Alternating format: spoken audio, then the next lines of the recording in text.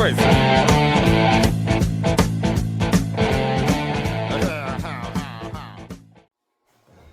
We have finally made it. It is time for the Piney, Tennessee podcast. It's been waiting all week to do this, so we're finally getting to do it, and hope y'all enjoy it. Today we got some three guests with us. We got Jamie and Earl and Jim. And stories about Piney. I know a lot of y'all know them, so we're gonna get this thing kicked off with word of prayer. So we'll say a word of prayer and then we'll get started. Heavenly Father, Lord God, thank you for this day. Lord, thank you for the many blessings of life you've given us. And God, I thank you for our family, what it means to us. And God, I thank you most of all for your salvation you give us, for your Son dying on the cross, that we may be forgiven if we accept him. And God, I thank you for this rain we're getting today. And God, and for all that you do for us. I ask you bless this time that we have. In Jesus' name I pray. Amen. Amen. All right. So what this is going to be, we're going to have some good stories from out of these three. And they say they got some dandies. So we're going to find out what they're made of here. So I want to get going with Jamie. I'm Jamie, and I don't know if you've seen me before, but I've got a channel on YouTube, Piney Life. And I guess I'll kind of go back and start at first. All three of us are big into hunting. And some of the fondest memories I have, one of them with both of them I have, is Dad and Earl had started hunting. And do you remember when you killed that buck and y'all had to string up the tree outside? Yeah.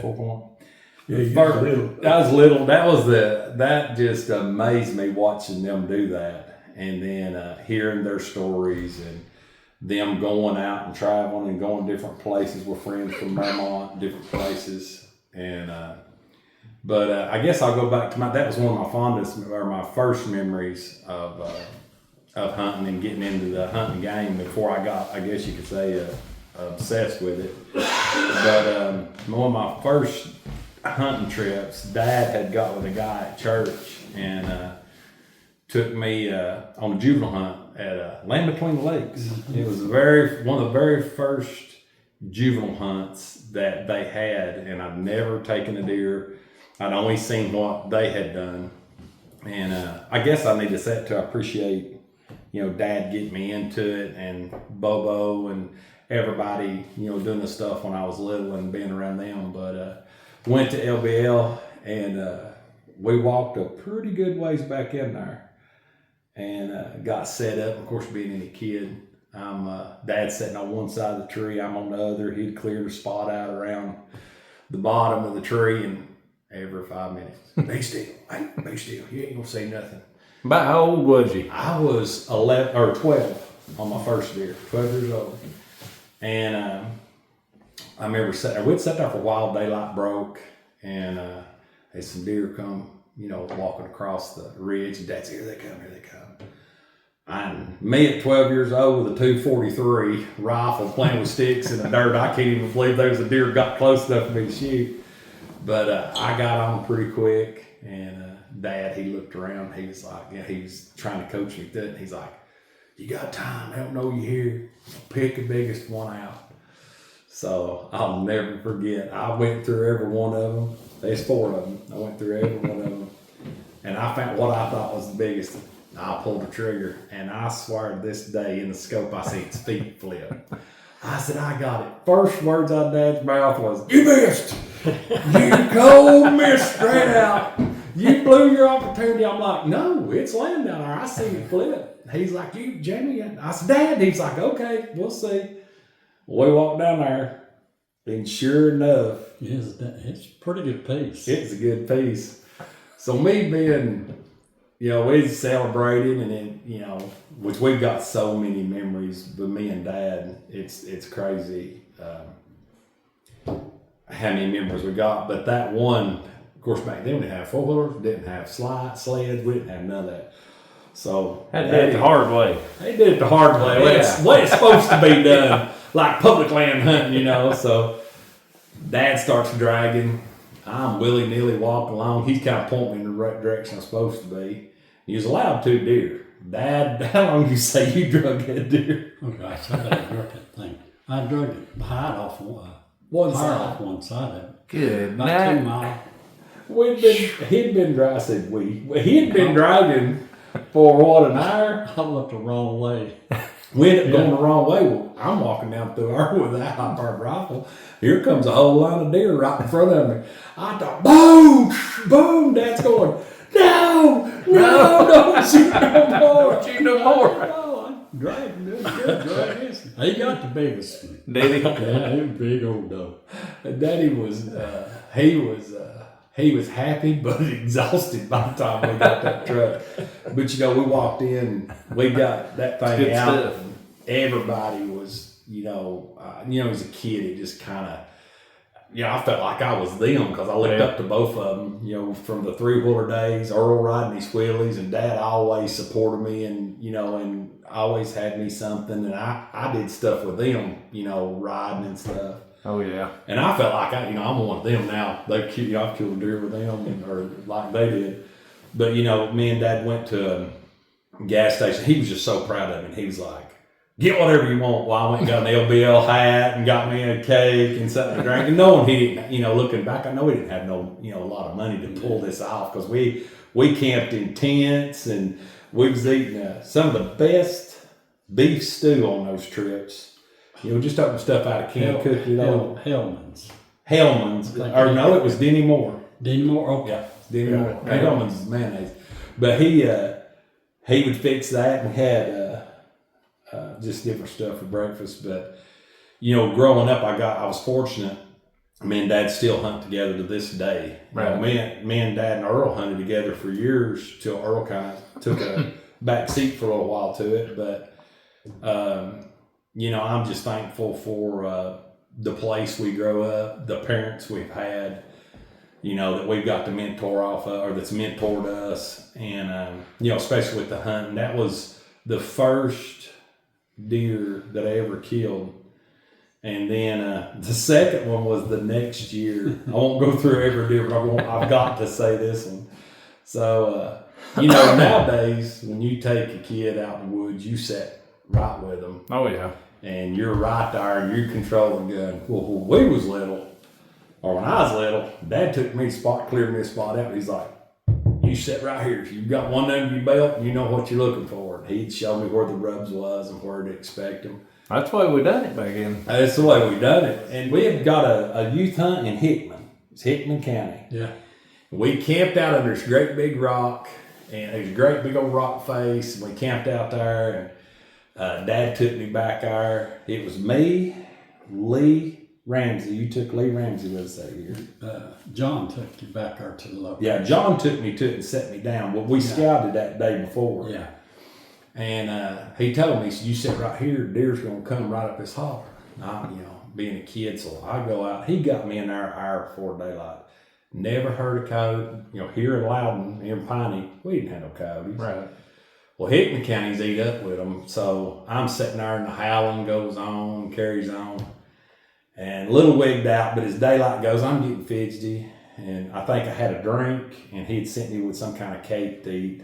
I done went through all that, And I'm goofing around and had to go to the bathroom, so I stand up and unzip the coveralls.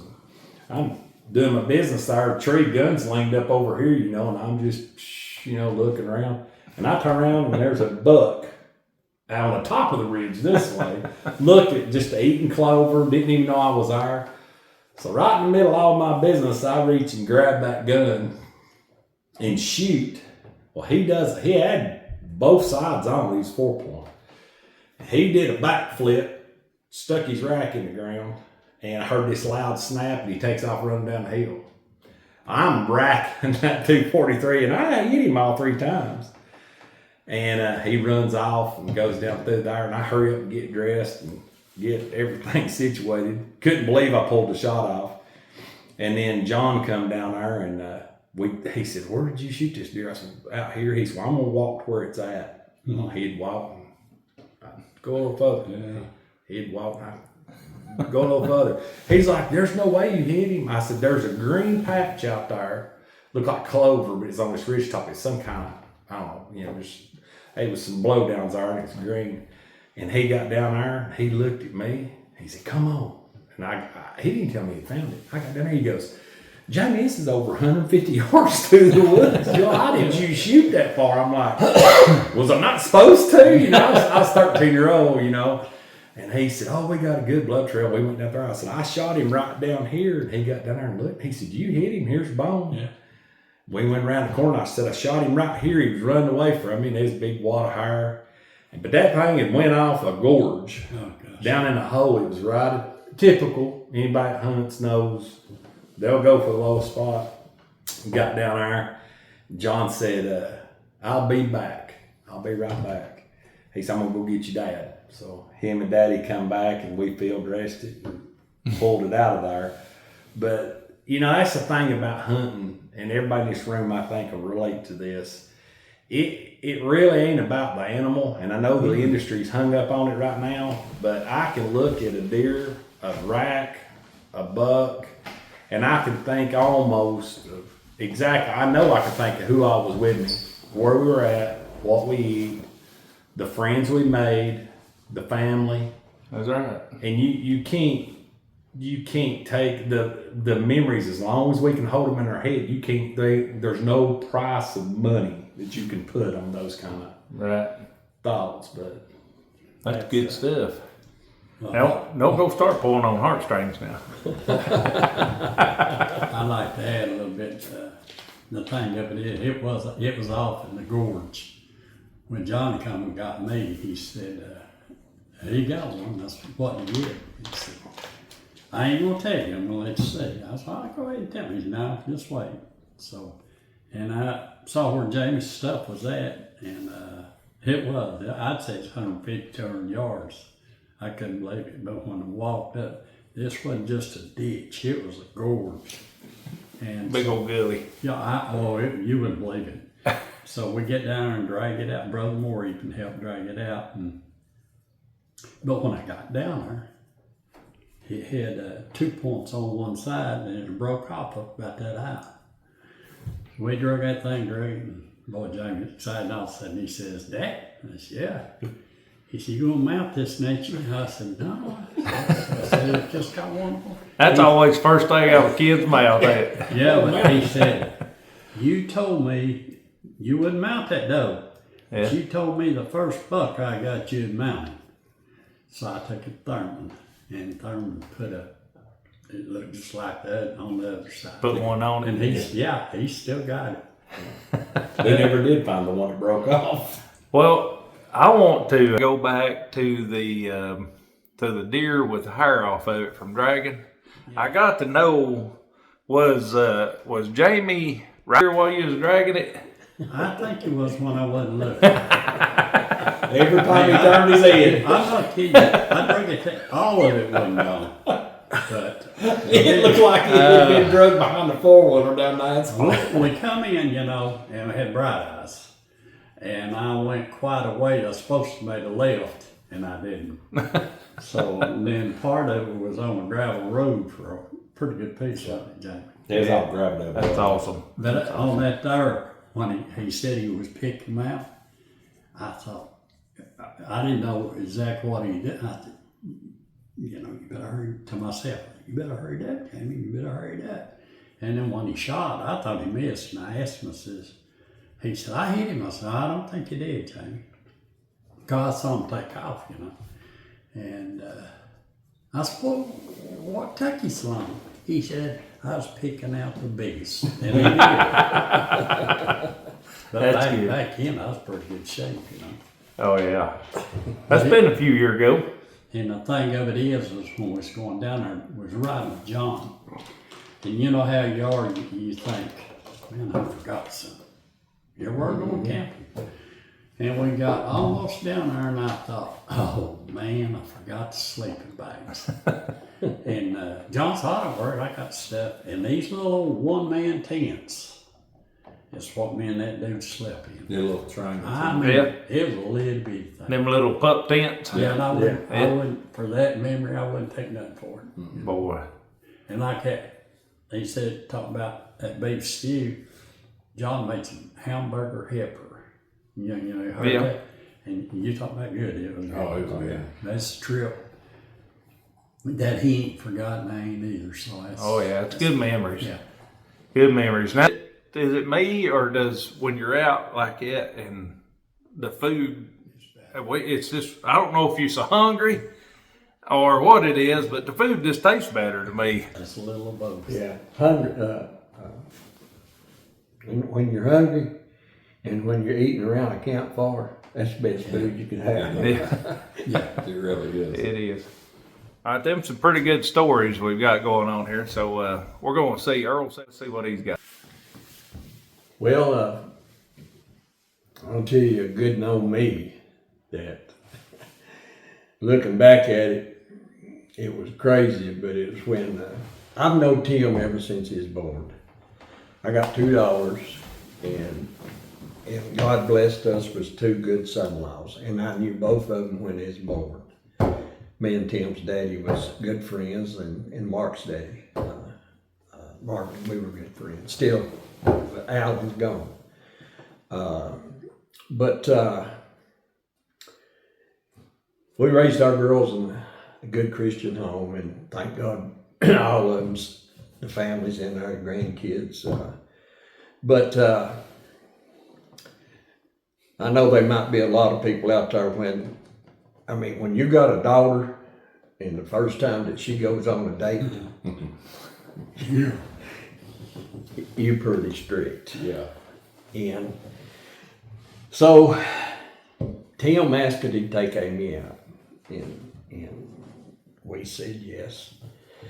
And he came in and got her. I told Amy, I said, ain't none of this just blowing a horn and going to the car. I said, he's gonna come in. So he did, like a gentleman. And he said, I told him, I said, be back at 11 o'clock. And I said, I mean 11 o'clock. I don't know how I'm getting drug in these stories. But, I mean, every 30 minutes I was looking at that clock. And I was walking the floors, and it come 11 o'clock, and there wasn't no Amy. Now you was walking the floors 30 minutes at least before 11 o'clock. Okay, just want to get you. You was already pacing 2 hours before that. And all the next line has got tempers, but God's helping me with mine. But it's a wonder that I hadn't scared poor old Tim off. I don't know, about 11:30 they rode in, and I was outside in my truck fixing to go look for them. And when Tim pulled in the driveway, Amy got out, and she saw me get out of my truck. And this old fat boy was mad. And Amy took off running up steps to Imogene. She was crying because she knew Daddy was going to open his mouth. And Tim's a lot taller than I was. And I went over there. I said, boy, what time did I tell you I'd be? You better be here. And he said, 11 o'clock. I said, what time is it? It's about 20 or 12 in. And Amy was saying, oh, Daddy, the next time will be, I said, there ain't gonna be no next time. Wrong. And old Tim was just sitting there, and Tim, I don't know if you can tell by talking to Tim, he's country. The country is cornbread. So I went to crawl up in his face, and I was about to choke him. And I put my finger right up to his face, and I said, Tim Curtis, if they are next time, I was mad. I said, Tim Curtis, if they are next time, you better be on time. He went, 10-4. I looked down at Gene, I looked back at Vic, looked up at Tim. Just went on the house, shut my mouth. I laid in there all night long, couldn't get sleep because I was 10-4. That's pretty good. If he gets out of you, Tim. Yeah. Just say 10-4. Yeah. When Mark started, I know what I had was good. He wasn't going to let him run me off. and our other daughter was 2 years younger than Amy, and my other son-in-law, Mark, and but they were going on their first date, and we was sitting there, and he pulled up, and Tim and Amy was there just see what I was going to do. Oh, of course, Tim. He's probably trying to sabotage Mark. And I say, "Get him, Earl. Get him, Earl." And so Mark come in, and he was all decked out, which he had been in there fixing Andrew up. She was all dolled up. Tim was sitting there on. I sitting on the love seat. Tim was sitting on the couch. And they come in the living room, and I said, Mark, I said, I'm gonna set a time limit. I said, you have your vehicle in my driveway at 11 o'clock. He said, I can do that. Tim said, you better do it. Come at me. Mark was on time. Yeah. I told Mark what's going to happen. I done had him ready for it, so I was prepared. I prepared him. I done had the inside on that. Oh. He doesn't know Tim. David and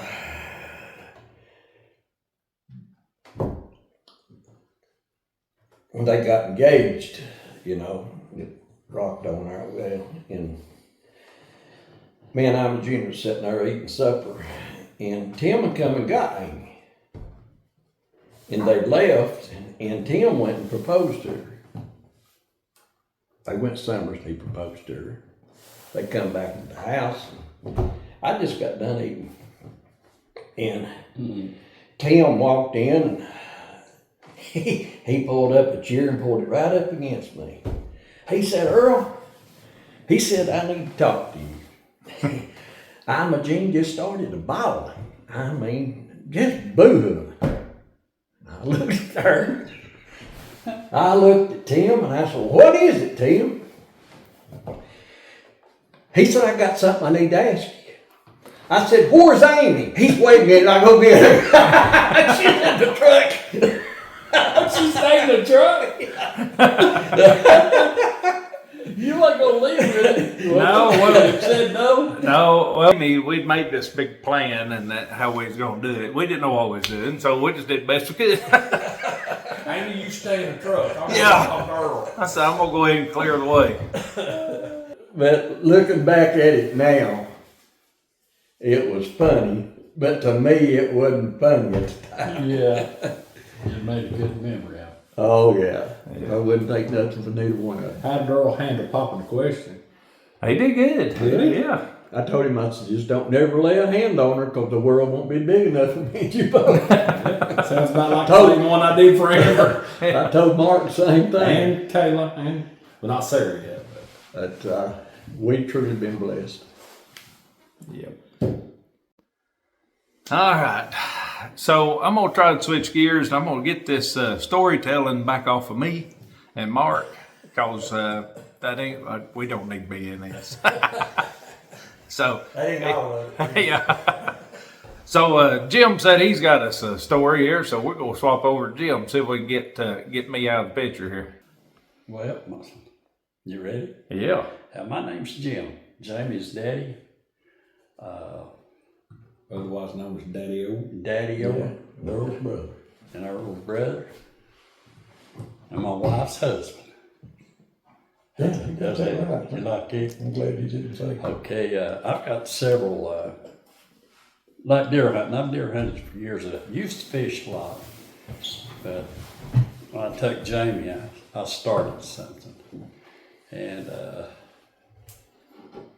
I've really been fortunate because I killed some good bucks. I really have. But I guess the one that I really liked the most, they called him Mac Daddy. I was hunting. We went hunting. Jamie went to his spot. And I went to my spot. And been sitting there shooting a 308 Remington automatic. And sitting there, I heard some dogs on the ridge running. And a little while went by, and I just happened to look to my left, and it was sagegrass. The field in front of me was sagegrass, and I happened to look down. There's a tree, and I just happened to see movement. It was from his knees down. On the deer? Yeah, and anyhow, I sat there for a few minutes. I reckon it was trying to figure out where the dogs was, but anyhow, it come out, and I thought, well, that's a pretty good buck. And it was 07, wasn't it? Yeah, it's 07. Anyhow, I watched him. He was coming out to my left. I thought, shoot, he's going to get away from me. About the time he stopped and he started across this field, it was, I don't know, 75 yards if it was that far. So he stopped him. And and he stopped, and I pulled the trigger. He didn't even move. Hit right on his shoulder, and I thought, that sucker didn't even move. So I done took the gun down. I pulled the gun back up, put it in the same place, pulled the trigger. He jumped, mule kicked, took off, and there was a little thicket there. I don't know what kind of tree it was, but it was real bushy. And so I just pulled the gun to the right. I thought if he comes out, I'll shoot at him again. Well, he didn't. So I think Jamie, I don't remember if we had radios or phones. You called me. Oh, okay. Yeah, we had phones. Yeah. That's back when we had the flip phones. Well, Earl still carries one, but it's back when I said, I shot one of us, but I don't know if I got him or not. Jamie said, well, you shot twice, didn't you? He could hear me. I said, yeah, I shot that. He said, well, I'll be over a little bit, we'll find him. And I did. I thought, boy, he's confident. So anyhow, I sat there in the tree for a pretty good, and I thought it was, a decent buck, But I got down and I looked, couldn't find no blood, no hair, nothing. So I walked and walked. Come this old, where they done cut the timber off the bluff, I walked down this old logging road. Couldn't find no blood at all. I said, well, evidently I must not hit him. And I've done it since I started hunting it, and both of us probably saw me do it. Before I go in the woods, or I get where I get, I'll get me a piece of sagegrass, and I'll make a toothpick out of it. Yeah. And so I was walking back up through there, and there was a game trail, and I thought, I'll check, go up that game trail, go back over, and I just reached down to break me a piece of that off, refresh it. And I jumped back. That sucker, he was laying there looking at it. He dead. But I couldn't believe how big his rack was. It looked big before, but it just done tell me how big it was. So I thought, well, I got him. So I called Jamie and I said, how you spell big? He said, what? I said, how you spell big? He said, what are you talking about? I said, I got him. He says, is he big? I said, Jamie, he's big. I mean big. And I got one named Smack Daddy. Earl was with you on Smack Daddy. Yeah. And he was a good buck. Yeah. But I said, he's a good one. And Jamie, I don't know, a little bit before that, he'd shot one in Morgan County that was an 8-pointer. And it was a good buck for over there. It was a good buck. It was a good buck for a man. So I took him. Well, I was talking to Jamie on his 2-way then, wasn't it? Yeah. Oh, you jumped the story. Yeah. That was the Mac Daddy stuff. Before you do that, finish that story about how we did with Mac Daddy. Oh, okay. Well, that's what I was getting at. Yeah, and then we'll go back to that one because you need to tell that one too. Yeah. But anyhow, he said, I'll be right there at 9:30. if you remember. Yep. I said, no. He had deer all over him. And I gotta add this cliff note. Where I'm hunting, there is somebody hunting between me and Dad. When I come running around that corner, it was Ed. Ed looked out the back of the shooting house. I'll never, the one that Landon killed his out of. Yeah. I come running around that corner. I was tired of leaves and everything. I had that alt 6 on my back, and I come turning around that corner, and all I could see was Ed going.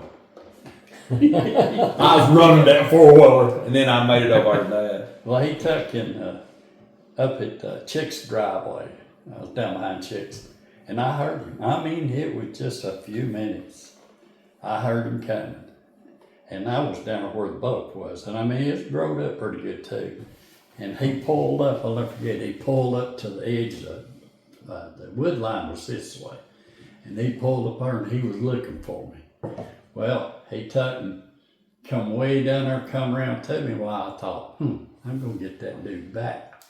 So what I done, I got in front of him, and I couldn't even see he him. couldn't see him, but There was sage grass on both sides. I didn't see no deer. and I had my 308 with a strap. I had it over on my back, Yeah. and I've had sore shoulders for years, and I had my stupid hands in my pocket. And them deer, they can hide in that sage grass. Oh, well, You can yeah. about step on them. That's what scared me. That's what scared me when I saw it. But anyhow, Jamie got to where he'd see it, or where he couldn't see the deer, and I stepped over.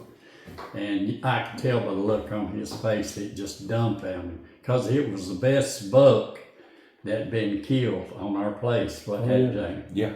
And Matter of fact, till last year it wasn't beat. It held the record from 2007 to 2024. yeah, and What about that? here he come. I mean, boy, he was getting it. And I thought, oh no.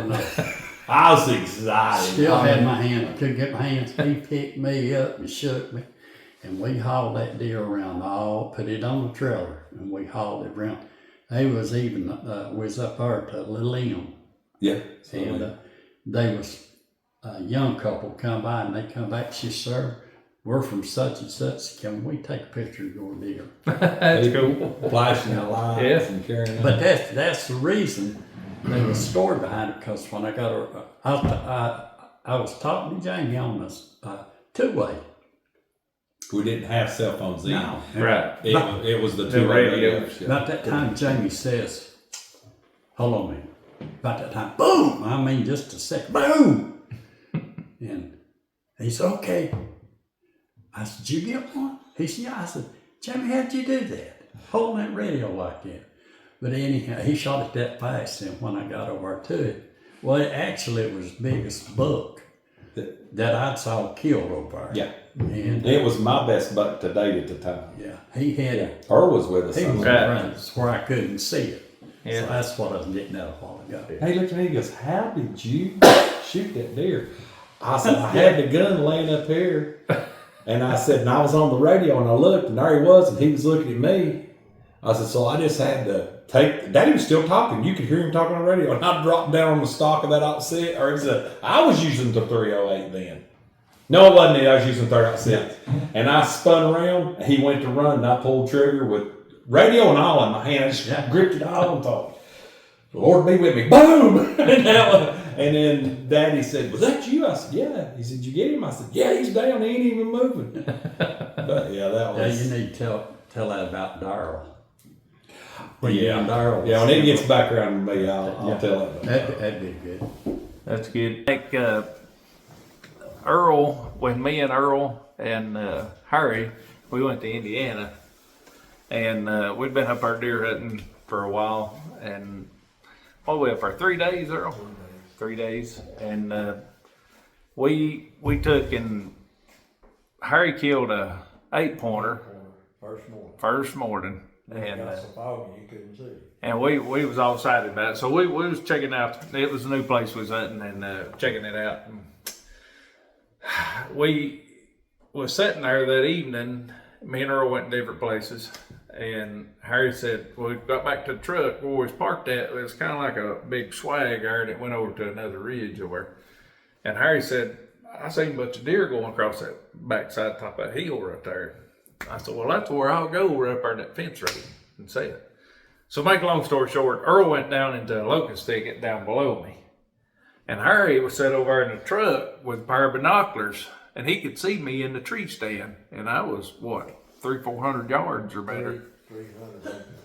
And so Harry was sitting there, and them deer come out, and we had them darn radios.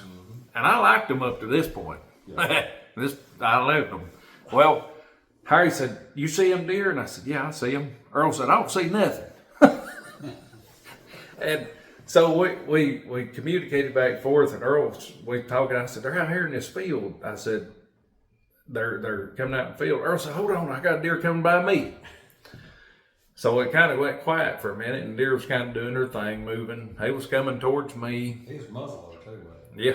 Yeah, And we had them CVA Optima Pros, fluted barrel, stainless steel when they first come out. We all had one.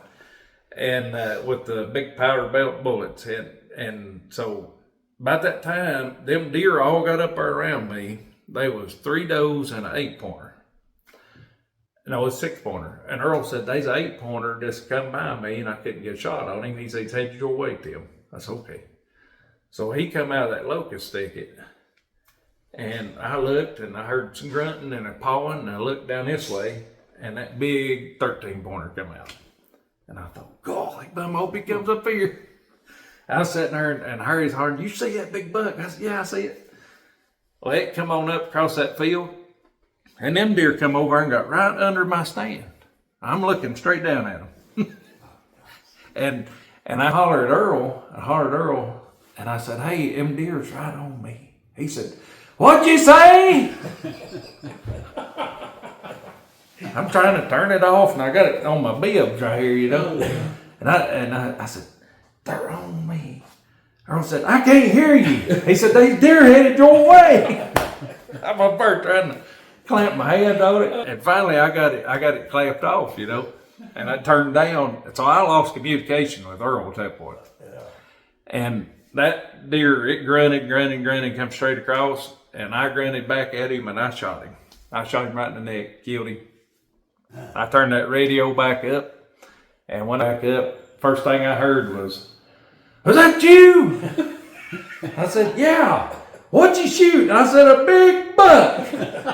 He said, is he down? I said, yeah, he's down. He said, I'm on my way. Right then. Oh, went up there. That's the only time I ever seen Earl Nix run. I went up there and I done him about like you done Jim. Man, I just jumped up. That was the biggest.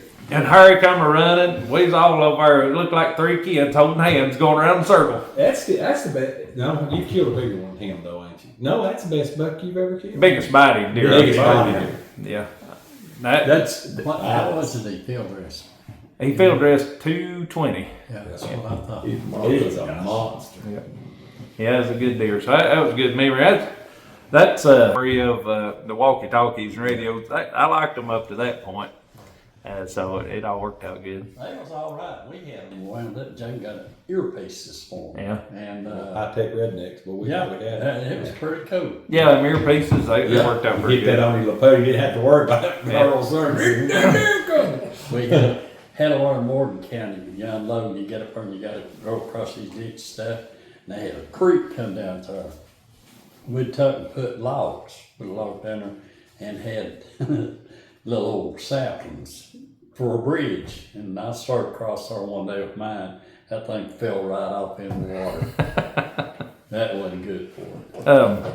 Now, has been telling some good stories about hunting, but I like, some of the best memories you have is mishaps.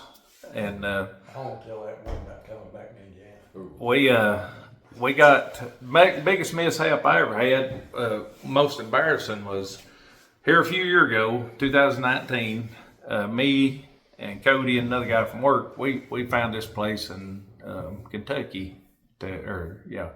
No, was it Kentucky I went to? Yeah. So we went up there to hunt, and this guy led us on. He had this big hunting thing, and he's just going to put us on This this. is Virginia, because I almost. Yeah, it's Virginia. It's Virginia. And come find out he was a joke, and he didn't have nothing. But up on this lease up there, supposedly lease. Well, we get up there, lease it all. We get up there, and it's a darn public land, and it's on the Appalachian Trail even.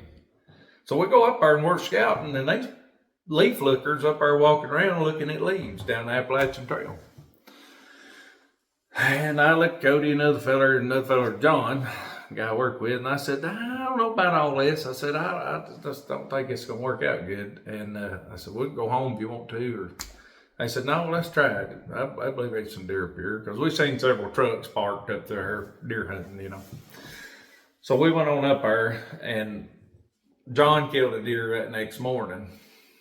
And but that morning he killed that deer, I walked out the Appalachian Trail, which felt weird anyway, to walk out it.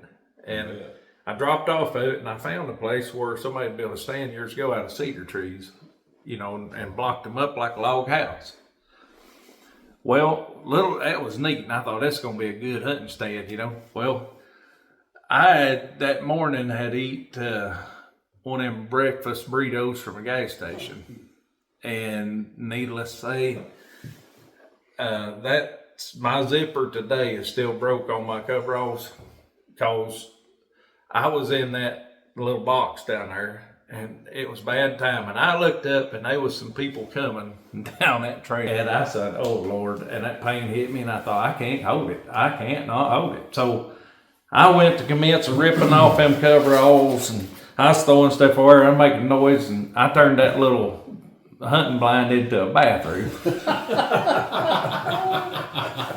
And I was just hoping and praying it could find out it's two women come down there, and I was hoping and praying that they didn't ever look down my way. Because I could see them, and I know they could see me. Oh, yeah. Because you probably had much camouflage on at that time, didn't you? Yeah, that was an embarrassing moment for me. So One for me, only embarrassing. Me and Earl went, I don't remember what county it was, but he was with me, just me and him went. And that happened to me. And I thought, oh gosh. So I looked, and there's a big river there, that little slough come in, there was a big oak or some type of tree, it fell. So I just went beside that tree and done what I had to do. And I turned around, and the guy went, and I looked up, he is sitting right above me. I did. I said, sorry. that happened. well, it's too late at that point. He should have grunted before I did. Yeah, I should have hollered before you got At least there. he was a little patient. The job was already done. Yeah, it was done. But he was up there, man. I couldn't believe he was that high in that tree, you know. Yeah. He was probably thinking, I can't believe that guy's taking a dump right here. right down here at the bottom. How did he get down there? I got up and I peeked right on his head. Well, he just about done it. Years ago, me and Earl and Jerry was striped fishing. So we went and fished, and not a bragging, but man, I was wearing them out. I was wearing both of them out. I used to catch them, you know. Anyhow, we got back to the boat ramp. Oh, well, we was going back the very next day.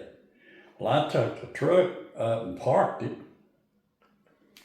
and come back down through there. Both of them started in the boat. And I don't remember if it was Earl or Jerry said it. Me. He said, "You're running a troll motor today. You won't beat us today." Boy, we just wore them out. He wore them out. Yeah. It don't matter what you We had got back to the boat ramp, and Jerry said, "He run a troll motor, still beat us." So that's still That's a memory. Yeah, I think about that when I get to think about Jerry. And then a few years back, Earl was sick or something. Jerry and Lynn come in, and Earl That's when I had my heart surgery. yeah, he wanted me to take it. So I took the burn. I thought, well, I'll put it on him. Man, he put it on me. Put it on you. Yeah. But I've had I used to love fishing, and I reckon when I got Jamie quit there for a while. I don't remember how old he was, but he'd quit. So I was more or less hunting with Earl or by myself.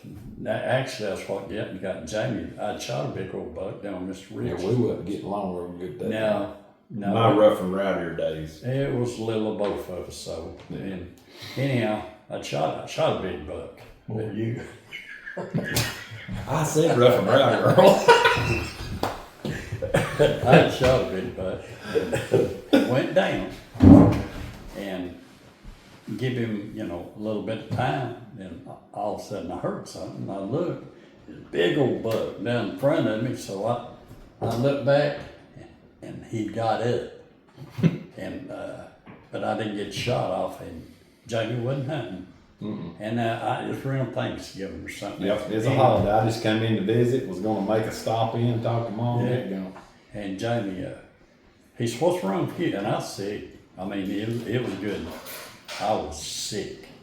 And he said, "We gonna go back there and look for it?" And we went there and found just a few spots of blood. Where he's laying, there was a little blood, but that's how he really got back in it. Yeah, it was. I mean, he was hooked from just about at juvenile hunt. Oh, yeah. Oh yeah, he was hooked. With the hairless deer. Yeah.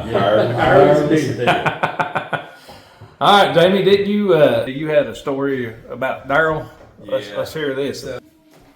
Back when this is years back, and I got a couple cousins, Ed and Daryl, which we call cousin homie, but Daryl was cuz. And Daryl, every hunting season, we would get the latest DVDs on Friday night. We'd watch the DVDs, cook, do whatever, and then we'd go hunting. But me and Daryl, it didn't matter what I'd done. Daryl was the exact opposite. I was a real tree fan. Daryl liked Mossy Oak. I liked Thompson Center. Daryl went and bought a CVA.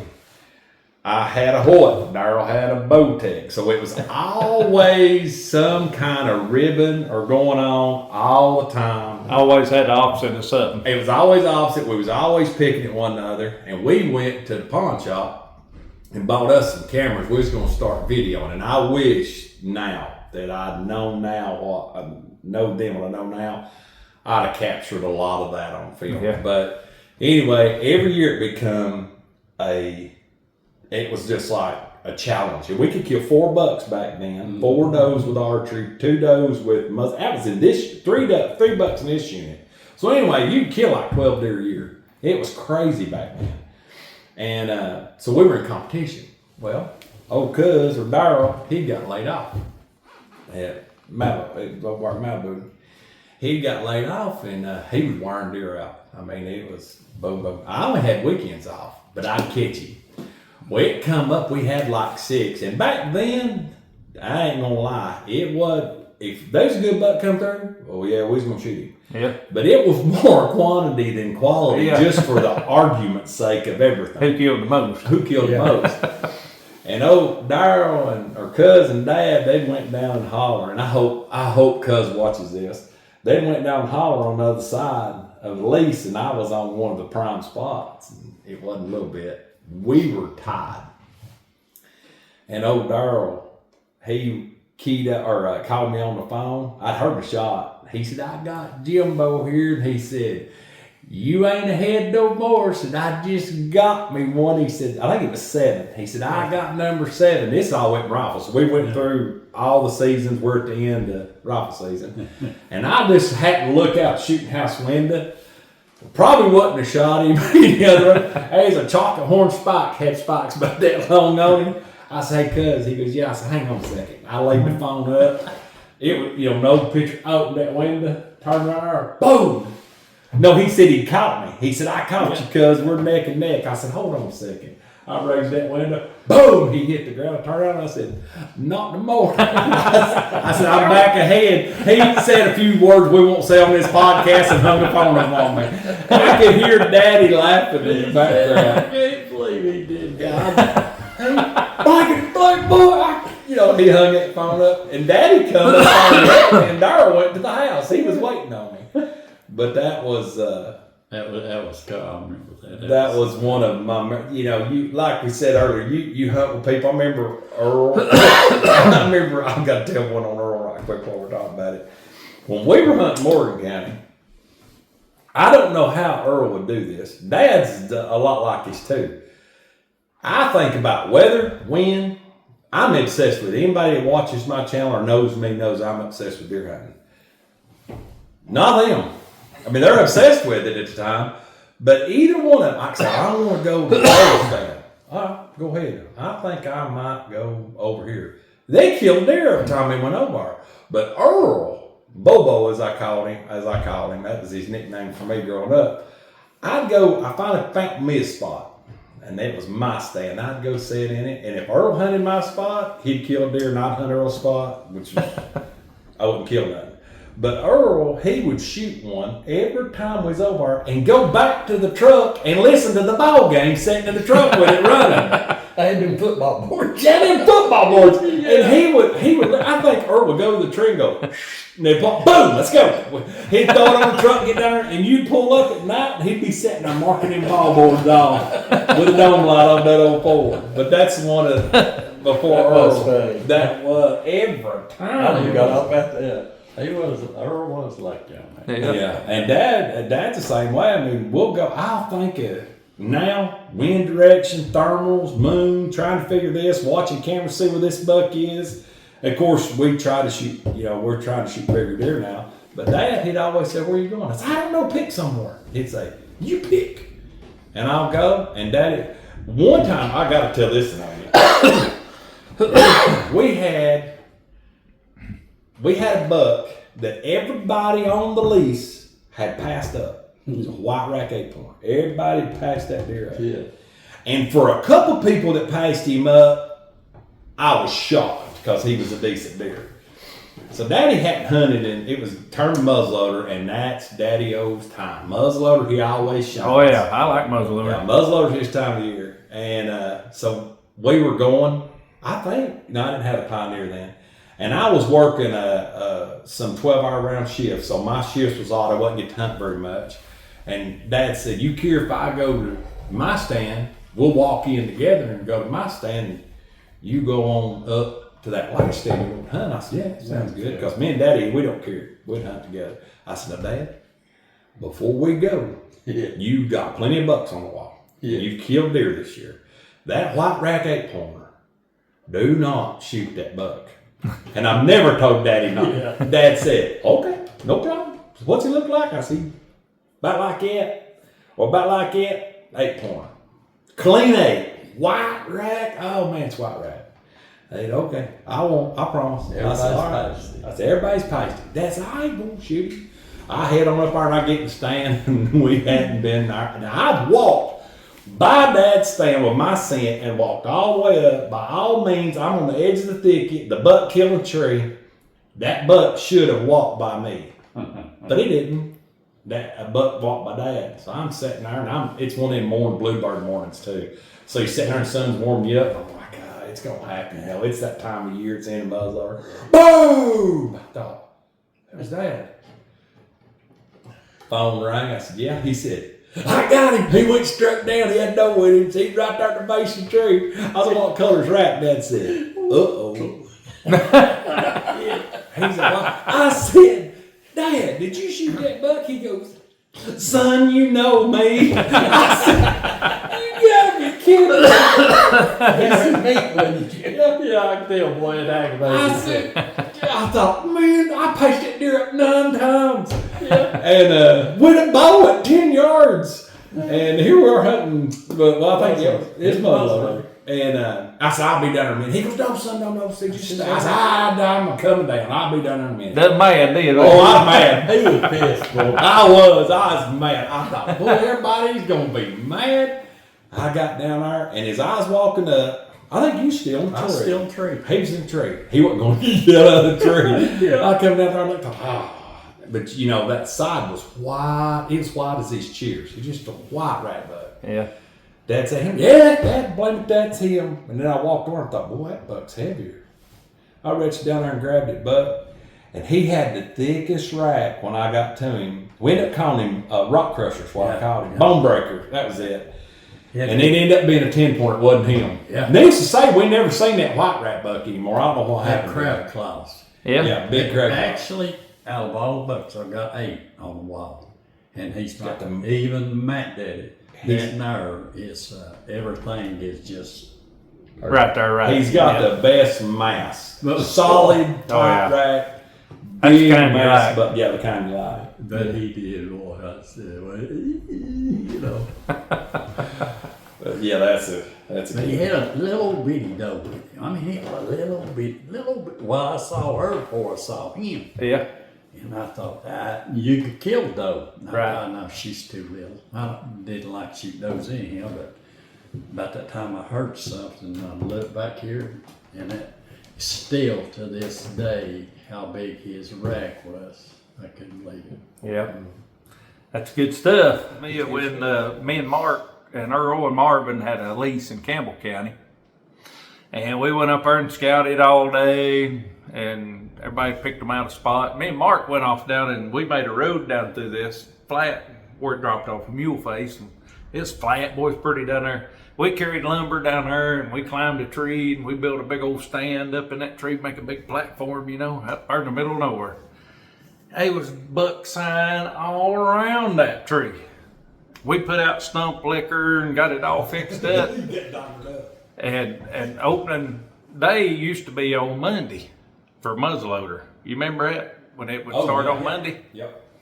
Well, guess what? Me and Mark had to go to school. We still in school, so we couldn't be there. So Earl took off. Wasn't you up there too? Yeah. Jim went up there, them rascals. And Earl called me and he said, hey, I done asked Mark. He said, you care if I hunted that stand you made down there? I said, Lord, no, hunt it. And next call I got was that evening. Earl said, boy, I like that stand. I said, what'd you do? He said, I killed a monster buck out of that thing. I said, you better not have. That's his biggest buck. He is a beautiful deer. And he's a mountain deer too. They always had big bodies and little racks. I killed it with one of them little white mountain muzzleloaders. Yeah, I remember little that. old short Yeah, one. Snow Mountain or White Mountain. With just bead side on the front of it. Yeah, they didn't have a scope on it. Shot it at 100 yards. Does a little over 100 Yeah. yards. Well, I couldn't believe, because I was up on the ridge and he hollered at me, and I come down there, and I said, where'd you shoot it at? And then when we wanted to go back out, I couldn't believe it. I'm going to say 150 yards, or maybe 5. You're welcome, Earl. I appreciate it. Yeah. All right, so we're gonna go back to Earl right here. He said he's wanting to finish up some unfinished business on this Indiana deer hunt here. So we're gonna hear what he's got to say about this. I'm kind of scared about it. Yeah, on the Indiana hunt where Tim killed the monster. I'd bought a new F-350 ton. It was flatbed on it, and we had drove that thing up there. And Tim said, well, let's take a freezer with us. He said, we'll fill that thing up. And I said, well, we ain't gonna take no freezer with us. Tim said, oh, we do too. I said, we ain't got nowhere to plug it up. He said, well, we throw ice in it. So Tim got us freezer summers. I don't know where it's at. And what was the name of that expensive tree stand I had? Summit Viper. Yeah, Summit Viper. I mean, brand new. And Tim had his. And so we loaded up to come back, and I had went and bought some of those big Stanley. They're expensive. The big boxes, hard lid stuff. Yeah. But I was always scared. Jim knows. I was always scared about getting shot. When I walked in the woods, I was fully on the I'm talking head to toe, fluorescent orange. Like I've never seen none coveralls that's fluorescent orange, but he had them. So we packed all of our stuff up. We was coming home. It was spitting snow. We put our Harry's 8-pointer up there, and then put Tim Big Buck up there. And old Tim was back there tying them down, and we took, that truck was half loaded. Oh, we cut that 8-pointer up. It was in the freezer. Yeah, it was in the freezer. Yeah. And had him out, had a couple bags of ice in it. And I was coming down the interstate. We was running about 70, 75 miles an hour. It's 3 lanes wide. And I heard the awfulest commotion that I'd ever, what was it, a bungee strap broke or? Well, no, we bought them little cheap orange ratchet straps. Yeah, the little. And them things was singing a song back there on back of that truck. Woo, that wind. We was driving down through there, and about that time I heard the awfulest noise you ever saw. And I looked back in my mirror, and I thought I had a blowout. I looked back in my mirror, and that Summit Viper was, I thought it was going past me. It was coming down the middle of that lane, and there's a big semi with one of them big old firings on it. Well, now, first you asked me what was that noise. Yeah, And because you didn't know what happened. yeah. And that's when I turned around and looked, and I said, I don't know, but my deer's still on there. But my orange coveralls was stretched plumb out on the top of that semi. He looked like his own man on front of one of them big flat-nosed trucks. And Tim was, how about my deer? How about my deer? He was looking at that truck to see if his deer was back there. And but we picked up stuff for 20 minutes, and it's one I hadn't had to pay for a lot of vehicles. But it tore that Summit Viper off people. Well, I think I No, you did. that Summit Viper, that's what I was going to say. The reason I know what stand you had is because you give me the money to buy that stand. I had that for 2 years and got hurt for money. You bought it back. You had it in the Indiana wreck.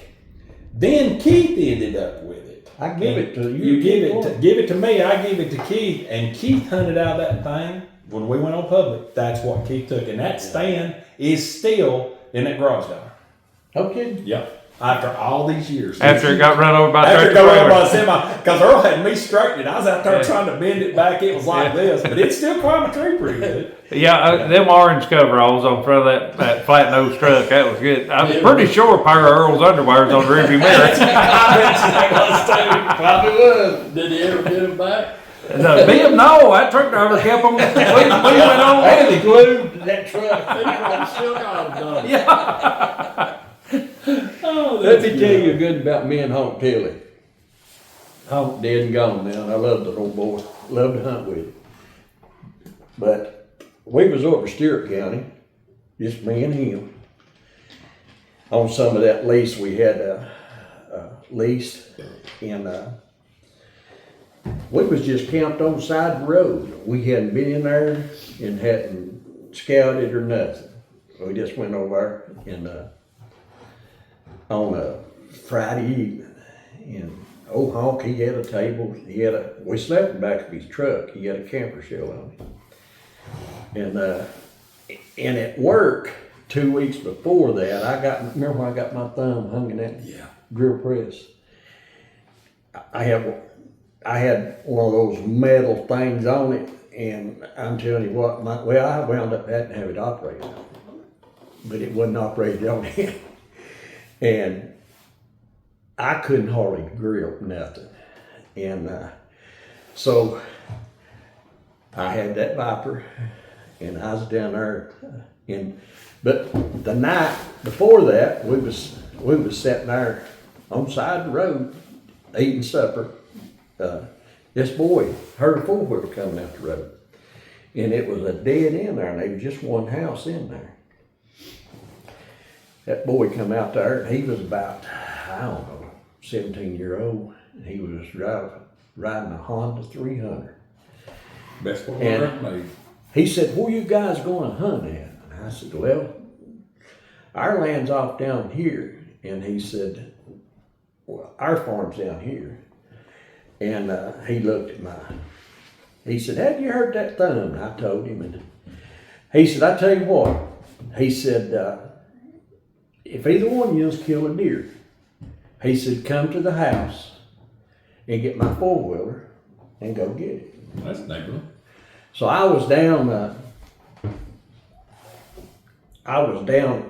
it was a deep valley, but Honk snored all night long and I didn't get no sleep at all. And I was sitting there and I was leaned back and I had a safety harness around me. And something I was cutting some Z's. And I heard something and I looked and it was, I think it was a 4-pointer. That 4-pointer come up that bank, it come right under my stand. And I shot that thing right, I mean, buddy, it just flattened out. Hollered at, we didn't have telephones yet, no hollered. He said, is that you? And I said, yeah, I got meat on the ground. And he said, you want me to come and help you? And I said, no. I said, I'll drag him out here. And I drug that thing about 8 feet. And I couldn't drag it no more. So I didn't say nothing. I took off walking. I walked up there and I come out in the field. It was that farm that lady had. I was gonna get that four-wheeler. So I walked up, knocked on the door, and it was her grandson. I said, is your grandson here? And she said, no, he's going to Nashville. And I said, well, did he leave his key and his four-wheeler? And she said, I said, he told us we could use it to haul one out. And he said, I don't know where that key's at. She said, go out there and look and see if that key is out there. And I went out there and the key wasn't in it. There sat a brand new Cub Cadet, one of them big mowers. I mean, brand new. Yeah. I walked around her and I said, no, ma'am, that key's not in there. She said, well, can you get it with that lawnmower? I said, yes, ma'am. So there's no cords in it. There's no ski rope, what it was. I got that ski rope and I wound it up. And I got on that. I was going down. I had that deck pulled off and it had them big wide tars on it. And I said, I don't know if this thing will pull that deer out there or not. So I went down there and Honk called and he said, what's that noise down there? I said, I'm dragging this deer out. And it must have just been the Lord, because I hooked that deer behind that thing and buddy, right up that ridge I took, dragging that deer. I said, meet me up there in that opening, Hawk. He was standing in the field. When I come out of them woods, that Cub Cadet mower, he went plumb to the ground. He said, Earl Nixon. He said, I saw everything. He said, not taking a Cub Cadet mower in the woods, dragging the deer out. I've never done that. I'd like to saw that. Cub power. Yeah, Cub power. Well, he could cook, okay. Yeah, he could cook. All right, so we're gonna finish up. That I appreciate these guys coming in and telling their stories. I hope y'all enjoyed it. I know I have. It's been good, ain't it, Jim? Been real good. But we appreciate y'all and hope you enjoyed it. And we'll be looking forward to the next episode. Always be kind to your neighbors and wake up every morning and give God the glory for it. And God bless America. Amen. I'm ready.